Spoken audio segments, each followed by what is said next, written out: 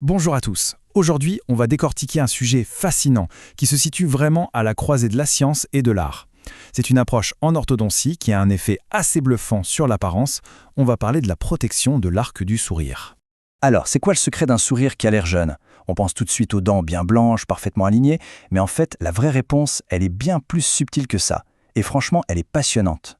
Bon, le concept central, le voilà. C'est l'arc du sourire.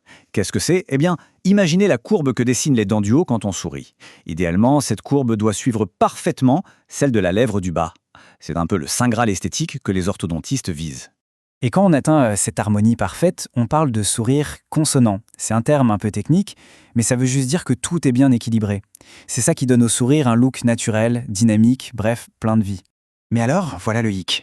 Comment est-ce qu'une technique d'orthodontie standard, utilisée pendant des années, a pu involontairement créer l'effet inverse, c'est-à-dire ce qu'on appelle le sourire plat? Pour piger ça, il faut faire un petit retour en arrière. On parle de la méthode traditionnelle, la fameuse technique du straight wire ou de l'arc droit, développée par Andrews. L'idée de base était super simple et hyper efficace. On colle les bagues, les attache, pile au milieu de chaque dent. Et ça, à l'époque, ça a complètement révolutionné le métier.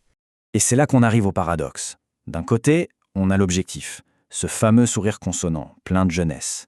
Et de l'autre, eh bien, on a le résultat parfois non désiré de la méthode classique, le sourire plat. Les dents sont alignées, oui, mais sur une ligne toute droite, toute horizontale. Et ça donne un aspect qui rappelle l'usure des dents avec l'âge. En bref, ça vieillit. C'est quand même fou, non? Une technique dont le but est d'embellir les sourires pouvait en fait leur donner un coup de vieux sans le vouloir. Et c'est justement ce constat un peu dingue qui a tout changé et qui a ouvert la porte à une toute nouvelle façon de penser. Heureusement, face à ce problème, une solution a fini par émerger. Un vrai changement de paradigme. Allez, rentrons dans le concret. Cette nouvelle approche, elle a un nom. C'est la protection de l'arc du sourire, ou SAP pour les intimes. Elle a été mise en avant par le docteur Tom Pitts. Et attention, ce n'est pas juste un petit ajustement, c'est une refonte complète du processus. Cette idée résume tout le changement de mentalité. Le truc, c'est qu'on arrête de regarder les dents comme un simple puzzle statique, un engrenage qu'il faut juste bien emboîter. Non, maintenant, on s'intéresse au sourire en pleine action, au sourire en mouvement, et surtout à la façon dont il s'intègre dans l'ensemble du visage. Bon alors, comment ça marche en pratique? Eh bien, la méthode est assez surprenante au premier abord, voire contre-intuitive. L'idée centrale, le geste que change tout, c'est ça. Au lieu de coller les bagues au milieu des dents de devant, on va les placer intentionnellement plus haut, bien plus près de la gencive. Et la conséquence mécanique, elle est immédiate. En tirant depuis ce point plus élevé, le fil, l'arc orthodontique, va tout simplement faire descendre les dents au fur et à mesure de l'alignement. C'est un phénomène qu'on appelle l'extrusion. Ce tableau, il est très parlant. Prenons l'incisif central par exemple. Avec la technique classique, on est à 4 ou 4,5 mm de hauteur pour la bague. Avec la SAP, on grimpe à 5,5 voire 6 mm et plus. Ça peut paraître minuscule, mais c'est cette différence d'1 ou 2 mm qui change absolument toute la dynamique et qui permet de recréer, de sculpter cette fameuse courbe du sourire. Et attention, ce n'est pas juste une question de coller les bagues avant différemment.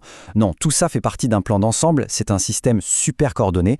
On place les attaches avant plus haut pour faire descendre les dents, celles de derrière sont positionnées pour bien contrôler le plan d'occlusion, on met des petites cales pour que les dents de devant puissent bouger sans être bloquées, et enfin on gère l'inclinaison des dents au millimètre près. C'est de la vraie mécanique de précision. Évidemment, ça ne s'improvise pas. C'est une technique qui demande une sacrée expertise, parce que si on change la hauteur d'une bague, ça change toutes les forces qui s'appliquent sur la dent, en particulier ce qu'on appelle le torque, c'est-à-dire son inclinaison. En plus, il faut souvent travailler sur la largeur de l'arcade pour avoir un sourire plus ample, et surtout, il faut s'assurer qu'à la fin, les dents s'emboîtent parfaitement, sans créer de problème. Ok, on a vu la complexité, la technique, mais au final, quel est le résultat? À quoi ça sert tout ça? C'est là que ça devient vraiment intéressant. Les avantages sont vraiment nombreux. Le premier, le plus bluffant, c'est cet effet anti-âge. On vient littéralement contrer un des signes du vieillissement du sourire. Ensuite, l'amélioration esthétique est souvent visible très tôt dans le traitement, ce qui est hyper motivant. C'est aussi une approche beaucoup plus globale, qui prend en compte le visage dans son ensemble.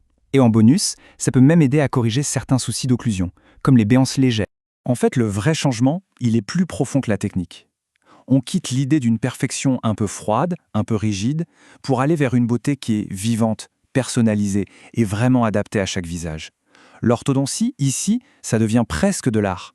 Et pour finir, cette pensée résume parfaitement l'esprit de la démarche. La SAP, ce n'est pas juste une recette de cuisine à suivre, c'est toute une philosophie de traitement. Une approche globale qui met l'esthétique du sourire en mouvement au centre de tout, pour obtenir des résultats qui ne sont pas seulement droits, mais qui sont surtout jeunes, vibrants et en parfaite harmonie.